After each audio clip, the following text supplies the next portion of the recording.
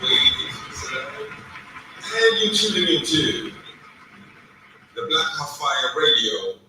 And you're listening to Massive Wagwan. Andrew Robinson, your Jamaican brother, they are reaching out to all the massive on the African continent. And you're tuning into the Pan-African Bliss Show with your host, none other than Joby, from Monday to Friday. Stay tuned. Andrew Robinson, love, respect, and justice for all. Keep up, man.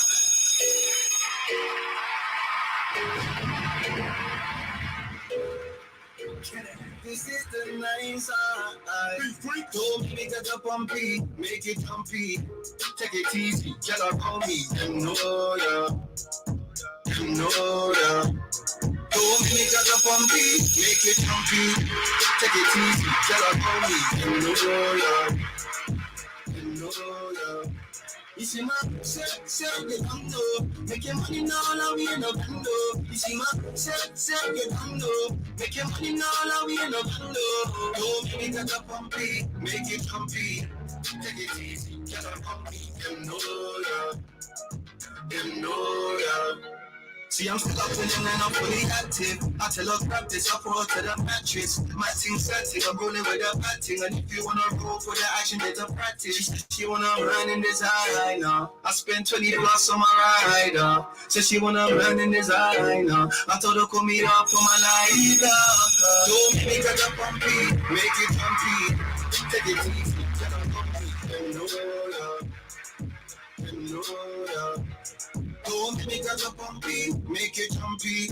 Take it easy, get a pumpy. You know ya. You see my set, you don't know. Make your money now, now we in a bando. You see my set, you don't know. Make your money now, now we in a bando. Don't make it a pumpy, make it jumpy. Take it easy, get a pumpy. You know ya. Look at that. Pulling out a pump, you get pumped up. I'm fucked, this ain't strong, you get lumped up. Pumped up, sticking with the dogs, never unstuck. Big black keys, African, bring the dump truck. One level like she Pele. One new school guys with big bag from where they big chain sit on my belly. Seven-sided with corn and that's heavy. Big body gal, let me touch that. I got that small, let me pop that. Do your research, you see how it might be. Yeah, big trying to run up, make it jumpy. Take it easy, get a pumpy. Don't make it a pumpy, make it jumpy. Take it easy, get a pumpy. Them know ya. Come on. Wagwan people. Good afternoon. Good morning. Hope you guys are doing amazing. Hope you're having a wonderful Tuesday so far. Hope you're ready for the day. Yes, karibuni to the media of the 21st century. This is the Blackout Fire Network radio station. 4 minutes past the top of the hour.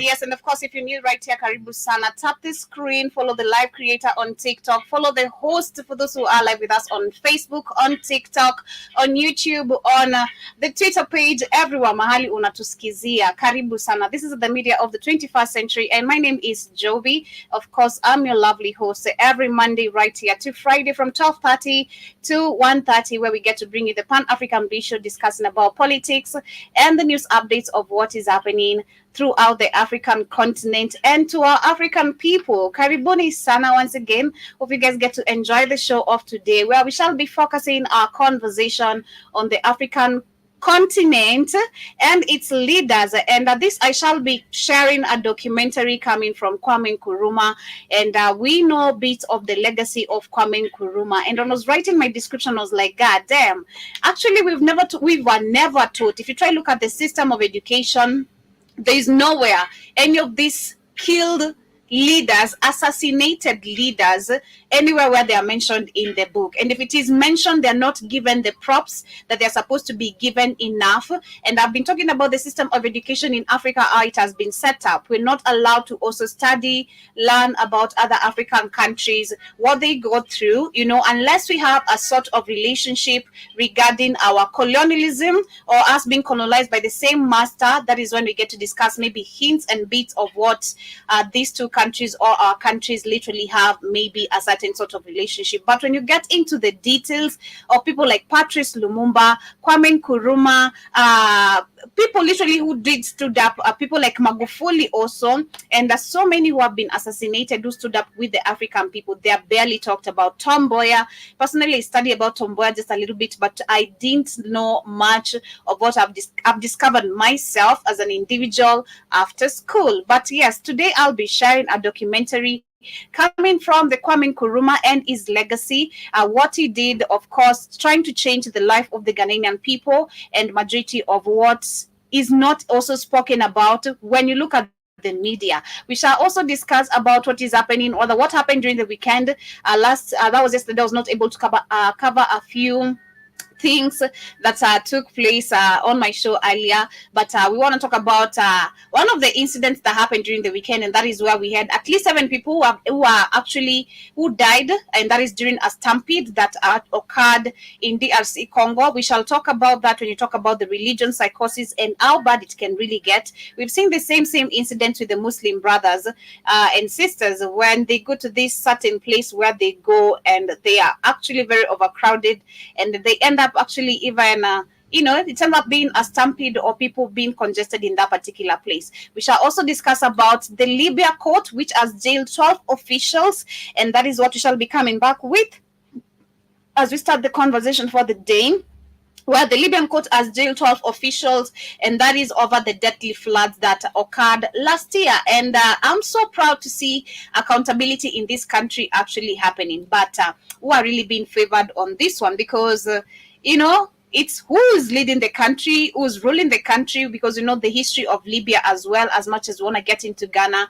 When you talk about the leaders who really stood up for the people, we had Gaddafi, and he really, really tried to make Libya a better country. He had actually made Libya an amazing country, but we see that he was actually turned against his own people, and they ended up murdering him. And I bet today the people of Libya are crying for the hope and for such kind of a leader to come alive again. But we shall be discussing about the 12 officials specifically who have been arrested, and when you try to actually check on the other African countries, talking about accountability, this is what we're talking about. Once again, I began with an amazing jam that was Pumpy, and I just listened to this jam today in the morning when I was getting ready. I was like, God damn, it's been a minute. I've not listened to this one. It's been really, really, really a minute. But I hope you guys are doing amazing. Hope you are having a wonderful day so far. This is Common coming in with What Do You Say? And I hope you guys get to enjoy this one featuring PJ. It's one of my favorite jams from 2021. And of course, share the quote of the day in case you have anything positive that you'd love us to also stay motivated with as we start the day.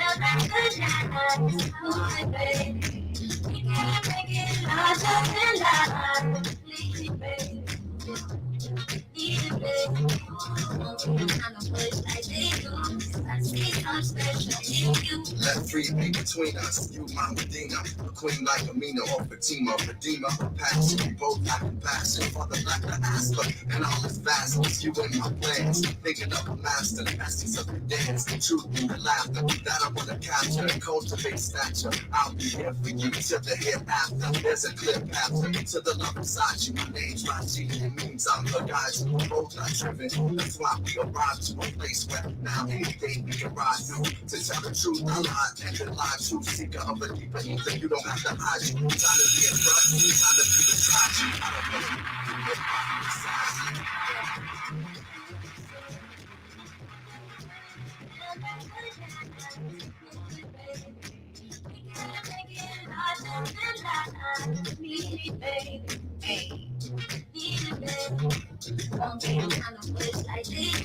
I see some special in you, but hey, come on, that is common playing right here on the Blackwood Fine Network radio station featuring PJ, if I'm pronouncing her name correctly, and of course, one of my favorite bangers that you'd find on my playlist. Karibuni sana once again. I hope you guys are having a wonderful Tuesday. 11 minutes past the top of the hour. A quick shout out to everyone live with us. We're not on Facebook today. Apparently, Facebook today didn't allow us to put up our stream. I don't know what's happening, but we shall be checking later to see if we're having any issues. But to both our YouTube channels, to everyone who's streaming live from there, Karibuni sana. To everyone who's also live with us on Twitter, on TikTok, shout out to everyone who's tuning through TikTok, and to everyone who's also coming in through the show page on Rumble. The show shall be uploaded automatically, and also you can check out the previous shows on the BitChute page, rather on the Rumble page. And in case you're on this platform, one of them, and you're wondering how can I get connected to the rest of those that I've mentioned, it's very easy. Just ensure you have the Blackwood Fire Network application. If you're an Android user, ensure you download, or rather go to the Google Play Store, search for Black Hot Fire Network, and you'll find us right there. Download the app. No signing in required. That is once you have the app. But one thing that is required is for you to get to the website, which you can stand an amazing chance to, purchase some merchandise with us or win a merchandise, and also share amazing articles on our show page, and also purchase amazing things on our Black Hot Fire Network store. And the categories there, we have bags, we have gifts and crafts, we have amazing things. Ensure that you check us out and let us know anything that you'd also love us to change, or anything that you'd want us to add as well. Karibuni sana. As we get started, I want to start, of course, with this positive news coming from Libya. To me, it is positive because I'm talking about accountability of African leaders, and not just African leaders, but globally, because we've been seeing there's less accountability. Yesterday, we were talking about Joe Biden's situation. Him coming back now is taller than the way he used to be. He's totally something different, totally taller than he used to be. But we spoke about also where the people have been doing all this evilness in the world. They are now less scared, or they're so used to it because they're not used to people holding them accountable. But right now things are really different, and that is the same situation I can see. We've seen in Kenya, there's accountability being taken, as much as there's a few things that are still not yet correct, but at least the people are trying to push for accountability to be held. We can see in countries like Libya, which is what we want to start with. That was last year, if you guys can remember. There was a deadly flood that actually led to a large number of loss of lives to be lost. But right now we can see, after a few months of that occurrence, they're saying that a Libya court has jailed 12 officials in connection with the collapse of a series of dams in Derna last year that killed thousands of city residents. And that is the Attorney General that gave this information on Sunday. The officials who are responsible for managing the country's dams were sentenced to between 9 to 27 years in prison by Court of Appeal in Derna, and that is the 4 officials who are also acquitted. Derna, a coastal city with a population of 125,000 people, was devastated last September by massive floods caused by Storm Daniel, and thousands were killed and thousands more were missing as a result of the floods that the burst dam swept away buildings and destroyed the entire neighborhoods. And the Attorney General in Tripoli said that 3 of the defendants were ordered to return money obtained from the illicit gains. And according to a statement which did not give the names of all the positions of those in trial, the convicted officials are being charged with negligence, premeditated murder, and waste of public money and that is the judicial source in Dena that told the Richards through the phone or by a phone, and adding that they had the right to appeal against the verdicts. And a report in January by the World Bank, United Nations, and the European nations, the European Union, said that a deadly flash floods in Dena constituted a climate and environmental catastrophe that required $1.8 billion to fund reconstructions and recovery. The report said that the dam's collapse was partly due to their design based on outdated hydrological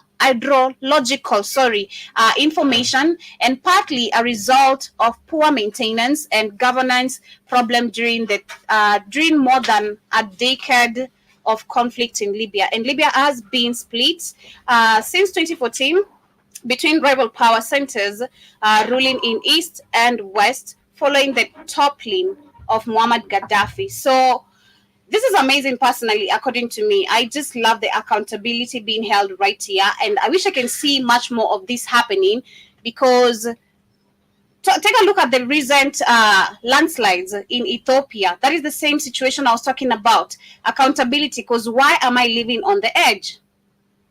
Why the heck am I living on the edge? That is my question. Why people are stealing lands, benefiting other people so that they can continue stealing through our... It is just not impossible. It is not acceptable. That is what I mean. And I just love to see what Libya is doing. This is a number one way for me, or according to me, how I see things are trying to change in the African continent. As much as we know, the leaders currently who are there in Libya, they're all working for the same masters and all that. I still love the fact there is an accountability that has been held, and I love to see it. So shout out to Libya for doing this, and I do hope the families of those who also did survive, they can get compensated. I hope they did. It's almost a year right now down the line. That was September last year. So I do hope that the families of those who are actually affected by these floods are being compensated. Hope they're being provided a place where they can live, because we've been seeing situations in Africa every time these floods. They don't care where you're gonna go. You're told to seek higher places for you to literally escape water, or to find higher grounds for you to hide or save your life. It cannot work like that. It cannot work like that. So I just hope as this happens, so we can see accountability being taken, and those who are supposed to have done their jobs correctly didn't do, are being held accountable. I love to see it. It's something super, super amazing. But moving on to the next conversation before we get into the Kwame Nkrumah's documentary is about DRC Congo. And shout out to my people, man. It is so sad to see how, despite the exploitation of resources in this country, man, our African people, the African people, religion, oh my God, the day I'm going to see all of African people just not worshiping this white Jesus anymore, is going to be something amazing. Because it is so sad in a country that is highly exploited in terms of resources, is the country that is suffering the most. You know?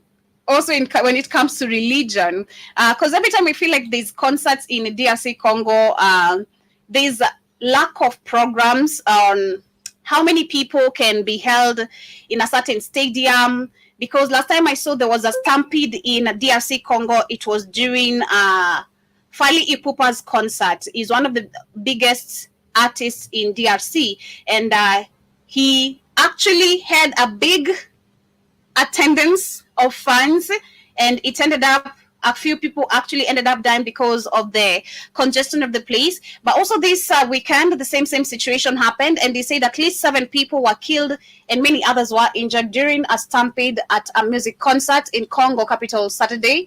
And this is information given by the authorities. And the stampede occurred at the 80,000 capacity. I can't pronounce the name, but it was a stadium, and that is in the heart of Kinshasa, where Mike Kalambai. Yeah, a popular Congolese gospel singer was performing in Kinshasa. That is this particular Sunday. And the state TV said that 7 people were killed in chaos, and some of those injured were admitted to the intensive care. It is so crazy. The reason I'm talking about this is because this is not the first time I'm seeing this. It's not the first time I'm seeing this. Like, people are just willing to die in the name of Jesus. You know? It is so sad to see how religion has really damaged people to not even recognize the same person you're worshiping is so busy stealing in your country, setting up companies that you don't control nor own, exploiting your resources. You guys are being paid $2 a day. And I'm not calling out on all the Congolese because we've seen walk ones and we see them talking on TikTok. We see them calling out on Ramaphosa for not trying to do anything because there's nothing is done. You're just saying that you want the UN peacekeepers is not enough. We need a Ibrahim Traoré who is actually declaring, not asking, not requesting. I mean it, like, you need to do it. But we understand. We are dealing with puppets. But a time is coming, they will all need to go. A time is coming, they'll all need to quit Crocs. But as we get to continue and as we get to the main conversation of the day or the documentary I wanted to share right here about Kwame Nkrumah and how I feel regarding everything we've changed when you talk about accountability, Kwame Nkrumah, Patrice Lumumba, Magufuli, and so many Pan-African leaders who did stand up for African people were really ready to be held accountable, were ready for accountability. But today, we're dealing with something totally different. But here I'll be sharing a documentary of Kwame Nkrumah Untold Story as we get to catch bits of what we know and what we don't know as I get to break down some points. On the 28th of February 1948, the British rulers of the Gold Coast region in Africa met an unprecedented shock. A group of ex-servicemen who had fought for the British in the Second World War marched towards the government office in Accra, the capital of the Gold Coast. The procession, which started in an orderly manner, was quickly hijacked by rowdy delinquents and soon degenerated into a threatening mob. They started the procession with the aim of marching towards the Secretariat office, but due to the turn of events, the ex-servicemen took the road leading towards Christiansborg Castle, the residence of the colonial governor. A small detachment of armed police officers, led by Superintendent Colin Imrie, blocked the procession at the crossroads. Imrie ordered the servicemen to stop, but they refused and continued to advance. Seeing this, the superintendent ordered one of his officers to shoot at the protesters, but this officer flatly refused. So I pause there, and this is what we're trying to understand. Every time we have protests in Africa, how these people behave. Every time there's protests in Africa, I believe this is where the behavior, not even from here, but I do believe since when the white man set up his foot right here, that is always been his reaction. That is always been the way he's going to deal with the situation. Pulling a copper. So this is the same effect you see today in Africa. Every time there's demonstration, somebody is going to be shot. For fear of being overrun by the protesters, Imre tore a rifle out of the hands of one of his men and fired at one of the protesters, killing him instantly. He then fired 5 successive shots, resulting in the deaths of 3 ex-servicemen, Sergeant Francis Ajete, Corporal Patrick Atipo, and Private Odati Lamti. With the lifeless bodies of their comrades on the ground, the remaining protesters quickly turned around and made off towards the center of Accra. Violence was unleashed in full force. The angry mob set cars on fire, looted stores owned by foreign merchants, moved against the prisons, broke down the doors, and released the prisoners. Within days, the riot broke out in towns throughout the colony, leaving 29 dead and over 200 injured. A group of educated professionals and intellectuals from the Gold Coast, under the name of the United Gold Coast Convention, immediately sent a telegram to the colonial office in London demanding a commission and offering to form a government. The Working Committee of the United Gold Coast Convention declared that they are prepared and ready to take over the interim government. On hearing this, the colonial governor, Sir Gerald Creasy, arrested all the leaders of the UGCC, declared a state of emergency, and promulgated the Riot Act. This event would mark the beginning of Ghana's journey towards independence and set in motion the African Revolution. The man who would eventually play an important role in this revolution would be one of the leaders of the UGCC, the person of Dr. Kwame Nkrumah. Freedom! We begin in West Africa, one of the two great areas of the world where we have ruled but never settled. By the end of the Second World War, the Gold Coast seemed to be a happy and contented colony, enjoying more prosperity than most parts of Africa. Cocoa farming was the backbone of the region's economy as it produced 2/3 of the world's supply. At this juncture, the colony had reached a level of political sophistication that was unmatched anywhere in Africa. The 1946 Gold Coast Constitution saw Africans having a majority in the Legislative Council for the first time.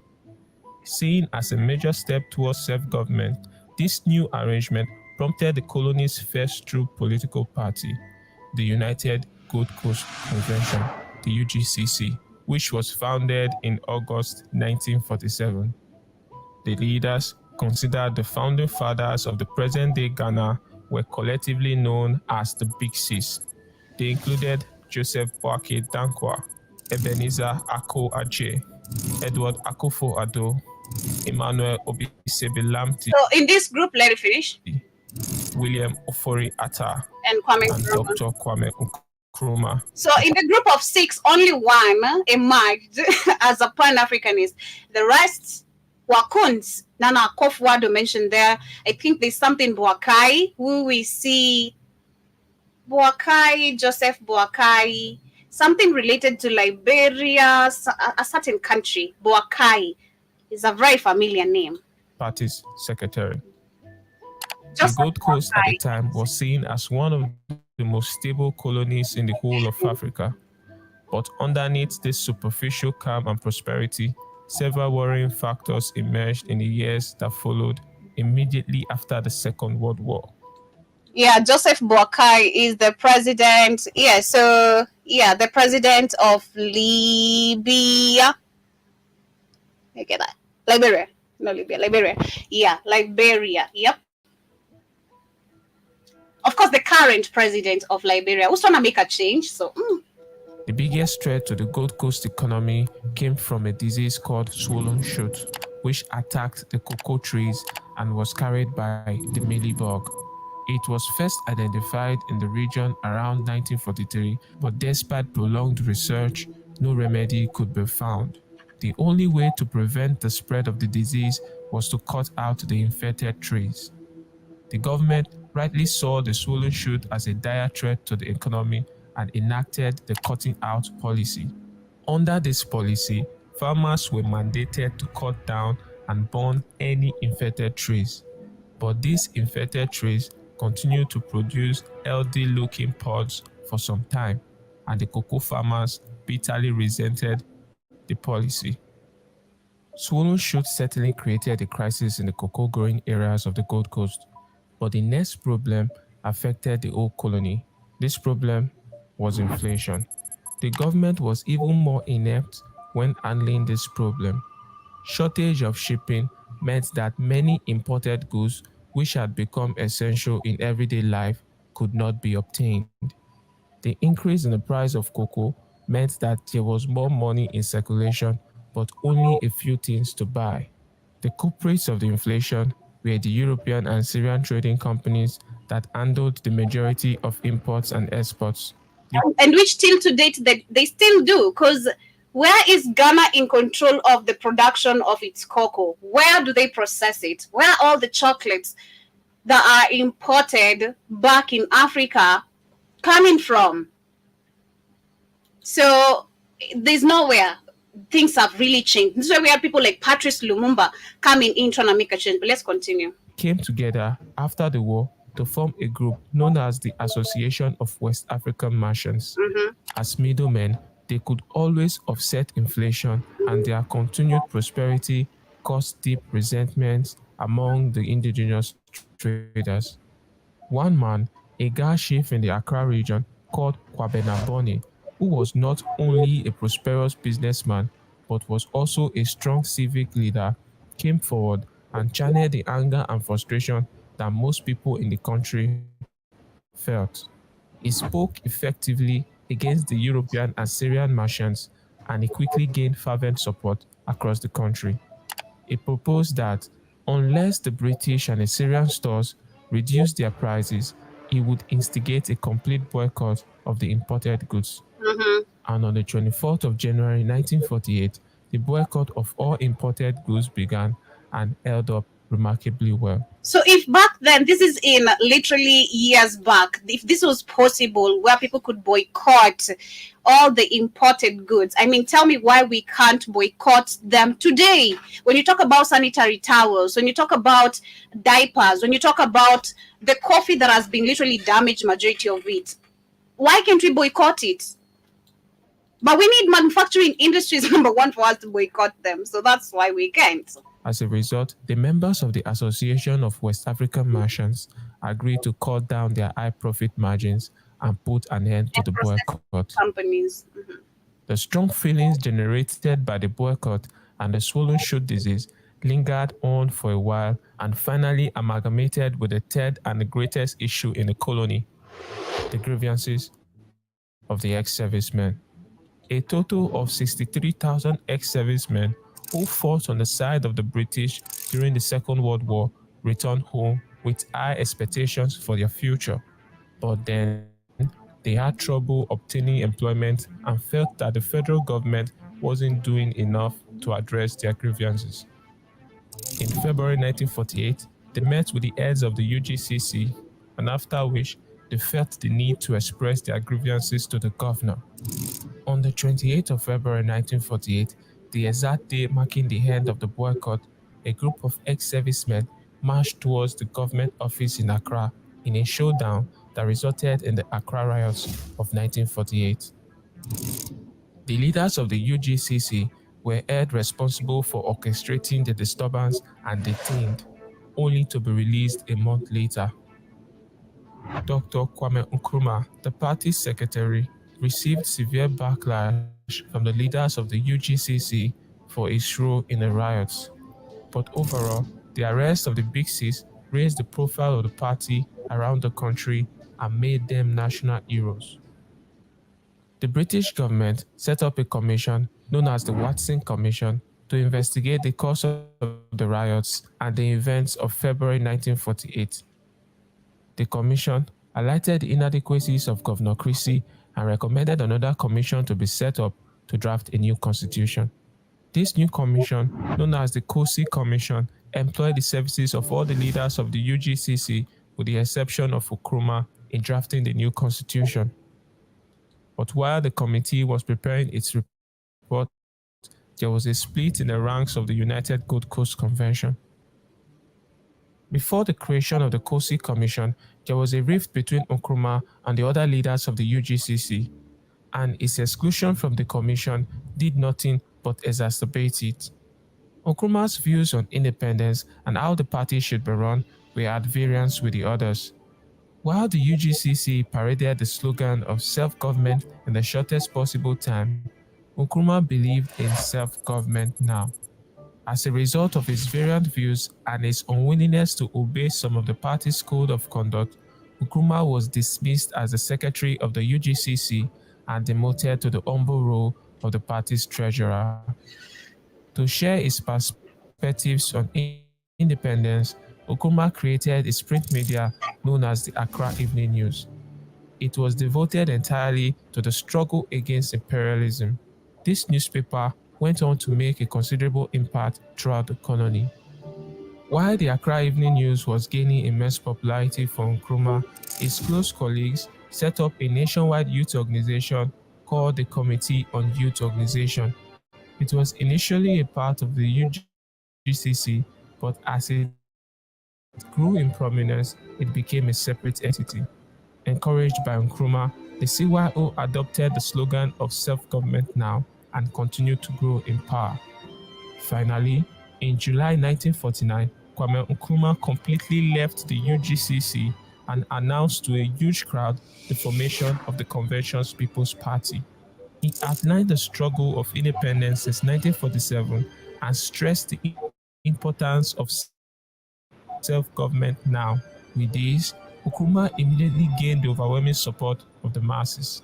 Nkrumah went on to organize an effective modern political party that was radical, forward-looking, and aggressive.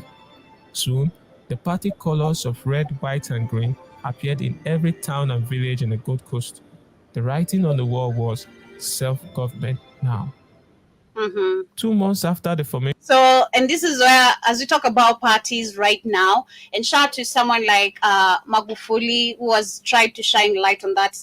He was talking about why we should not have political rallies because of these different political parties, which if you try to look at what Kwame Nkrumah was doing, forming his political party, it was a focus of self-governance, a focus that actually everything is driven towards the benefits of the people. Like everything was just positive and people oriented. It is literally about the people. Are they going to benefit from 1, 2, 3 things? Because you see, 1, 2, 3 is not working. But today, the formation of majority of the political parties, as much as it is in the name of fighting for the rights of the people, like what we have with Julius Malema, what we have in Kenya with Raila Odinga, what we have probably in Ghana today, Nigeria, it's not the same. So, come on. Mention of the CPP, a new governor arrived at the castle, Sir Charles Adam Clark. Within weeks of his arrival, he faced his first crisis. Kwame Nkrumah and the CPP are threatening the government with strikes, which they called positive action. That is what they always This say. action, similar to the one staged by Mahatma Gandhi in India, encouraged all local workers to stay out of work until their demands for self-governance is met. Gandhi was though racist. We know the story of that Indian racist. The support for the positive action was widespread, and the government feared that the violence and strikes would bring the country to a grinding halt. Even after having a meeting with the colonial government and promised a general election within 6 months, Nkrumah nonetheless declared positive action. Faced with the threat of positive action and a general strike, Sir Adam Clark called an emergency meeting with the Legislative Council and imposed a state of emergency. As a result, Nkrumah and some leaders of the CPP were arrested. The violence during the positive action led to the deaths of 2 policemen who had been killed by a CPP mob.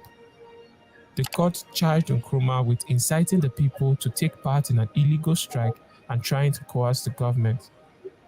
He was sentenced to 1 year's imprisonment on each charge. He was then taken to another court on the Cape Coast, where he received a further 1 year sentence for sedition in connection with a newspaper article. The 3 1-year sentences were to be served consecutively. After the trial at the Cape Coast, Nkrumah was brought back to the James Ford prison in Accra, where he joined 10 other CPP leaders. With the CPP leaders in jail, the British expected that the UGCC would have a clear run to victory in the forthcoming election, but it wasn't going to come so easily. By a remarkable coincidence, as Kwame Nkrumah entered prison, Komla Gbedema, one of his most trusted friends and colleague, had just completed a 6-month sentence for publishing false information on the Accra Evening News and was about to get released. They both had a brief discussion and Gbedema agreed to organize the party while Nkrumah and the others were in prison. Nkrumah insisted that the CPP should contest all the seats in the forthcoming election of February 1951. He also ensured that his name appeared on the electoral roll since as an elector he was entitled to stand as a candidate. This was possible because its prison sentences were given for 1 year each, and under the Cossey Commission, only a sentence of more than 1 year disqualifies a person from voting or standing in an election. Biedema had the knack for organization, and soon the CPP colors sprung everywhere in the Gold Coast with a clear demand of self-government now. By the end of the election, Nkrumah's CPP emerged victorious, and even though he was still in jail with another 2 years to serve his sentence, the governor finally decided that Nkrumah should be released from the James Ford prison at 1 o'clock on Monday, the 12th of February, 1951. A huge crowd cheers as Kwame Nkrumah leaves James Fort Prison, freed by the governor as an act of grace on the eve of the inauguration of the new constitution. The following day, the governor sent for Nkrumah and asked him to form a government. Nkrumah took up a title of the leader of government business in a cabinet chaired by Sir Adam Clark and became the prime minister in 1952 when the governor withdrew from the cabinet. As prime minister, he continued to seek constitutional reforms that would lead to independence. In 1954, the second Gold Coast election was announced and the CPP leaders were left in no doubt about its significance. You see, the previous election of 1951 was just to establish the government, but after several discussions with the British government, it was agreed that if the CPP wins the 1954 elections, independence would follow. With independence in sight, Nkrumah and his ministers began to launch their manifestos in Accra and various regions of the Gold Coast, telling voters to vote for the CPP to finish the job. After the election, the CPP won more than two-thirds of the seats in the Legislative Assembly. Independence was now in sight. For the first time in the British colony, Africans were given complete control of an entire cabinet. On this eventful occasion, my colleagues and I are very happy to be the first members of the first African cabinet.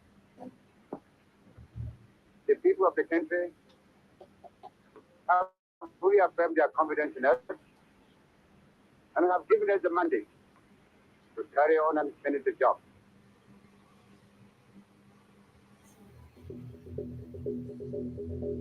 Nkrumah's hopes for a trouble-free transition to independence was soon destroyed by the leaders of the Ashanti region. The Ashanti had been amongst the greatest warriors in Africa and once ruled an empire as large as the Gold Coast. The area was also one of the wealthiest in the Gold Coast, rich in cocoa and gold. Within weeks of the election, the leaders of the Ashanti launched the National Liberation Movement to battle for a federal system of government and protect the power, wealth, and tradition of their region from the central government in Accra. It was led by Bafo Akoto, one of their senior ministers. The northern territories of the Gold Coast were also in favor of a federal system of government to protect their region, as they were the poorest and the least developed part of the Gold Coast. Their chiefs were strongly opposed to the idea of rapid independence and feared that the benevolent protection of the British would soon be replaced by the domination of black men from the south. The back and forth of these opposing ideas bettered the formation of the Northern People's Party in the north. In Ashanti, the National Liberation Movement soon became a powerful political force and a serious threat to Nkrumah's aim of a smooth run to independence. Soon, some high-profile members of the CPP began to leave the party for the NLM. Violence soon became the order of the day in Ashanti as the National Liberation Movement and the CPP created. Hello, Joe Mosquito, Karibu Sana. I'm Zales. How you doing? Shout out to Charity. Hope you guys are doing great. Welcome to today's conversation. And Trevor who's just tuning in through Twitter and YouTube, Karibuni Sana. We're sharing a video about Kwame Nkrumah's legacy. And before that, for those who are just catching up, maybe you shall watch the show on replay. We're discussing a few things, and we're trying to relate with everything that is happening today, what Kwame Nkrumah was fighting for, and how things are actually today in Africa. the formation of parties, what they were intended for, and the difference we have today in Africa, which is big. Strong armed gangs to travel the region, threatening each other. These gangs were known as the Action Groupers and the Action Troopers, respectively. Their intimidation turned to killings when, in October 1954, E.Y. Bafo, an official for the National Liberation Movement and a defector from the CPP, was murdered by Tumasi Ankara of the CPP. The political parties were now facing each other in a full-blown gang warfare. The action groupers of the National Liberation Movement took control of key areas in Ashanti, forcing the CPP supporters in the Ashanti capital of Kumasi to flee and take refuge in Accra. The violence got so bad that it became unsafe for Nkrumah and his ministers to visit the Ashanti region.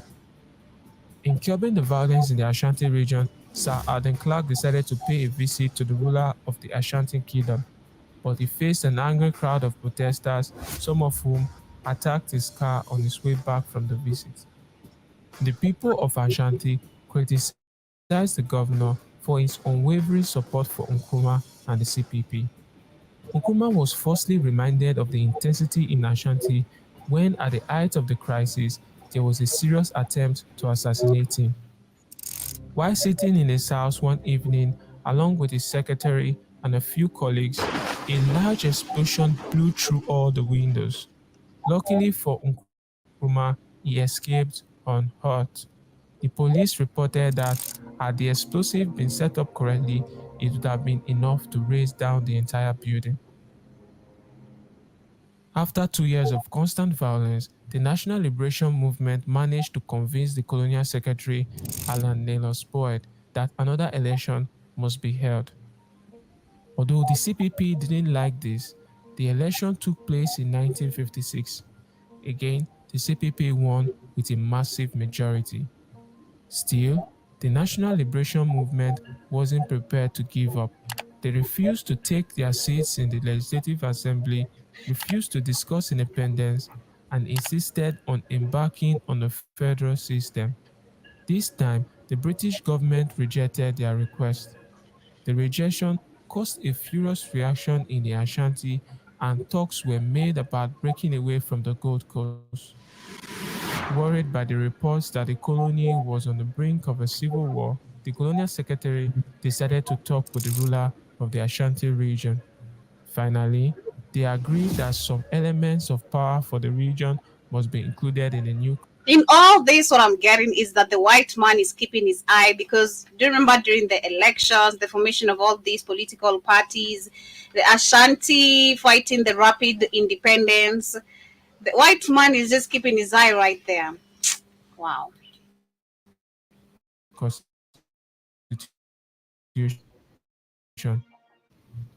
In September 1956, Nkrumah announced that full independence would great empire of the 11th century. On the 6th of March 1957, Ghana became the first black African country to gain independence. At long last, the battle has ended.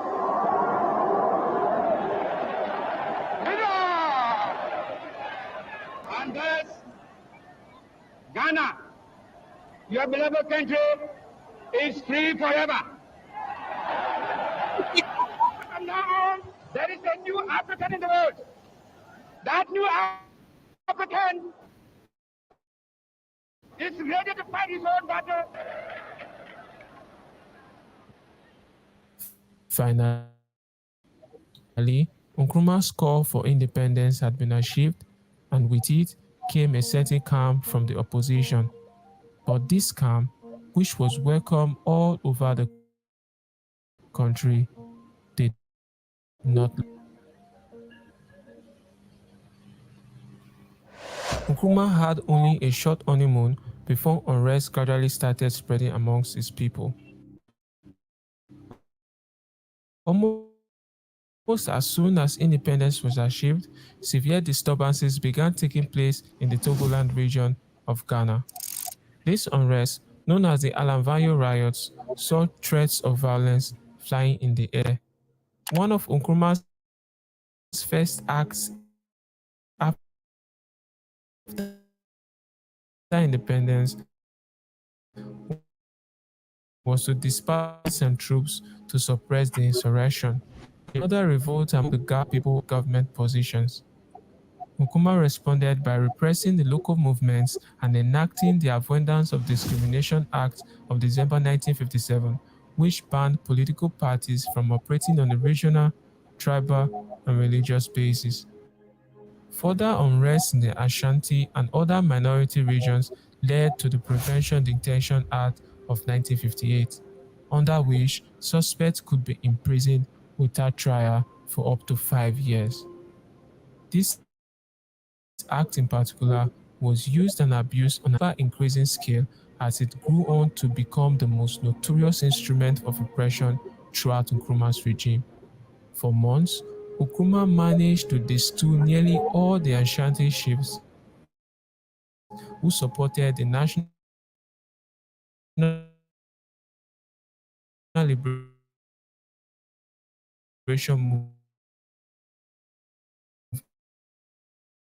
Movement and replaced them with CPP supporters. This restored Avoidance of Discrimination Act, the opposition parties came together to form the United Party in November 1957 under the leadership of Kofi Abrefa Bossia.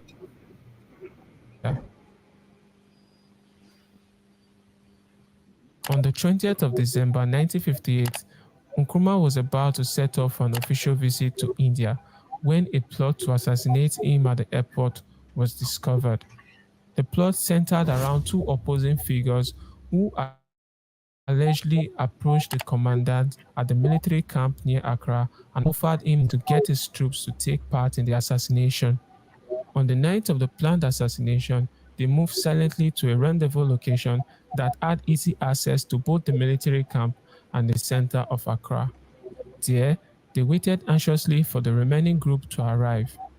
After a considerable time, a vehicle approached. I know that's right. I know that's right. That's so called independence. It's okay. We're learning something. I'm learning something, and I've learned something here. Expecting their fellow conspirators, I'm just trying to understand something about the Ashanti kingdom that I'm missing. Then I shall come back and do another presentation on that, because I'm trying to understand why the Ashanti kingdom was against Kwame Nkrumah while he was trying to do the right thing. But I also see John Mosquito is saying that, Joby, we have to do something about this zebra outfit of yours. I know you love it. Come on. to get out, I know. they were taken completely by surprise when members of the security force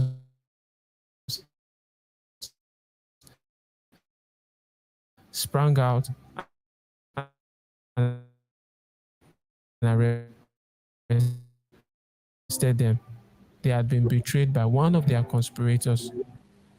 Slowly but surely, during the course of his regime, Nkrumah's real plans began to emerge. He began to implement his socialist views, which he had always openly expressed but wasn't prominently accepted during his regime, and soon realized that to achieve this, he had to surmount serious difficulties. He started to align himself and the country with the Eastern Bloc, resulting in his unpopularity with the West. But by and large, his genuine attempt to create a socialist state must be accounted for as a complete failure. He spoke of idealism and integrity, but the message never really got across. The greatest single contribution to the failure of all his schemes lie in his indifference to financial issues and his refusal to demand honest accounting. This opened the floodgates to Accountability. I was talking about that at the beginning of the show. Accountability. If you don't want to be held accountable, you have to be held accountable. Accountability, God damn it. corruption at every level.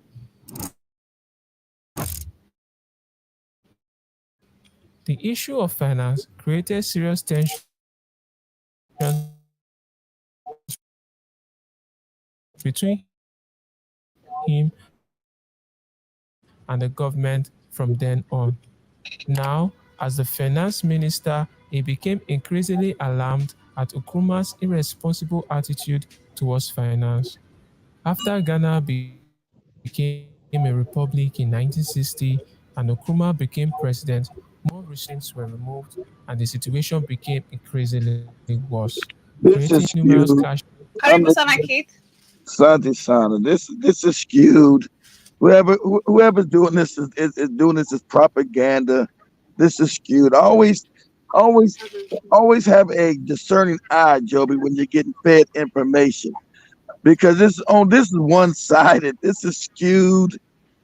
I've said, as I'm sharing this document, I've said I'm gonna do more research because some of the things he's saying, they're also adding up to me according to what I know about Kwame Nkrumah, the Ashanti Kingdom, and a bunch of literally about also independency of most of the African This countries. So yes, this this I this is skewed.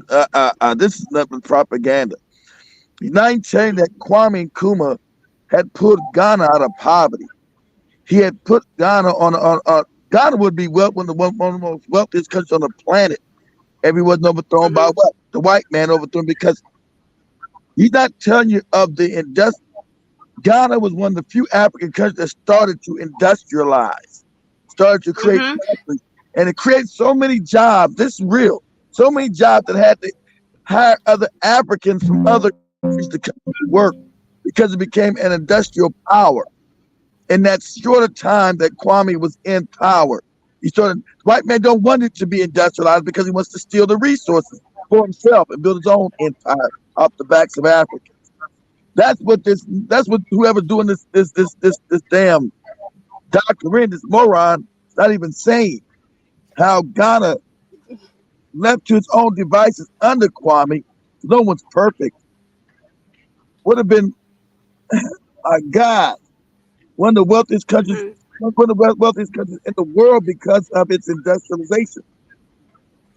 The mm-hmm. CIA was in there because sadly enough, these Africans, they got childlike minds. They don't understand white people. They do not under all these years you lived in the colonial power. I don't understand how you didn't never understand white people. It blows my mind how Africans, after being colonized for 100+ years,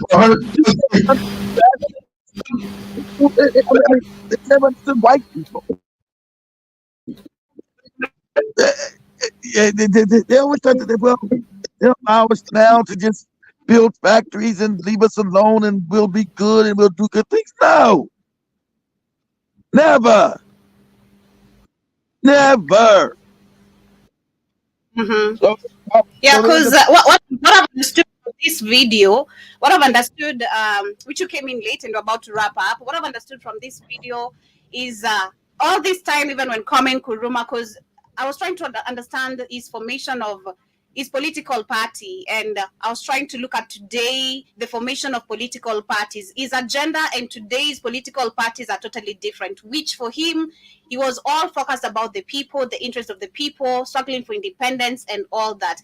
But when That's all this right. was, the white man, the CIA, was actually watching all this. But something I didn't understand is the fight between the Ashanti Kingdom or the Ashanti and when Kwame Nkrumah tried or was actually fighting for the Ghanaians, where they Well, felt like well, you got to trans. understand. The white man never got rid of tribalism, Joby. So the Shanti is one of the tribes inside when they came to the country. That's one of the tribes inside the country that wanted power. So You, they never got rid of it. Remember, the white man exacerbated tribalism. He made it he, even worse. So you got you all these Americans. Ghana just like Kenya, you got a bunch of different fighting tribes till today. You got I get you, but by that time, tribalism had really conquered that much. By that time already. It had Yeah, really what you been mean? conquered. Yeah, what you mean? They never got rid of tribalism. Yeah, Joby. But you talk, yeah, it was still the same back then. You used to have these tribal beefs that got exacerbated under colonial rule. That's how they ruled. White men Mm, ruled by what? Divide and conquer. So that's why, like when Kenya got there, you had tribal beefs under Jomo. He even exacerbated worse. Those tribal things were never brought were never brought to heel because they learned you could rule with mhm, divide and conquer like the white man. So those tribal beefs were never were never. And you come about the ignorance of the African. The African was ignorant as shit. He was 100 years of not learning nothing, bullshit, tribal bullshit. He was dealing with a volatile situation. You get and then imagine you get in the country, right? And let alone respect. You don't even respect other African people. You don't respect yourself because you've been mhm, indoctrinated with self hate. And then you're mhm. tribal with that shit. It's about back then. Yeah, today too. Ghana's tribal So to the I know, but I was confused. I'm like, why would this kingdom, the Ashanti, try go after someone who's trying to fight for you? Like, I was confused because there they for a don't moment. care I'm like, about what why? the fuck it's my tribe. I want my tribe to be on. I want my tribe to be on top, not his ass. It's about my tribe. That shit, Joby. That ignorant shit. My tribe shit. It's just That's the that simple. problem. That is what, It doesn't matter yeah, what but he was doing was good for everybody. It's about my tribe, Joby. My tribe. What mhm. about my But tribe, Joby? shout out to Kwame Nkrumah, such an amazing legacy to learn his history. I really wish this can be brought to schools today, but who are we talking to? The white man to change what is going to make us powerful?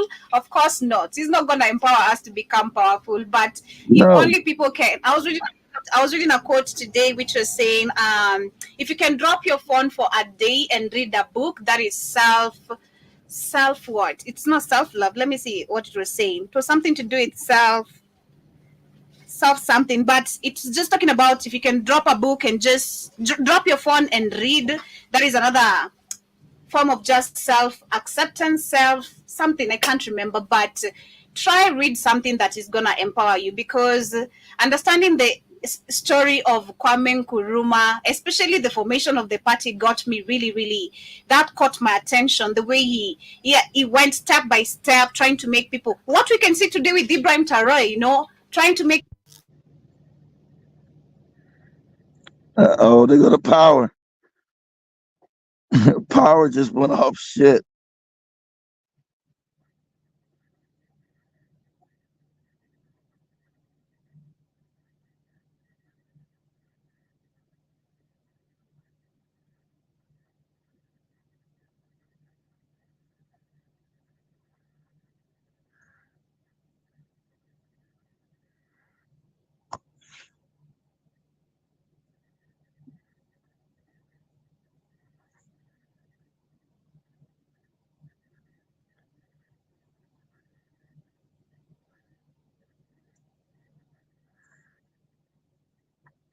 Oh, power went out, guys. Oh,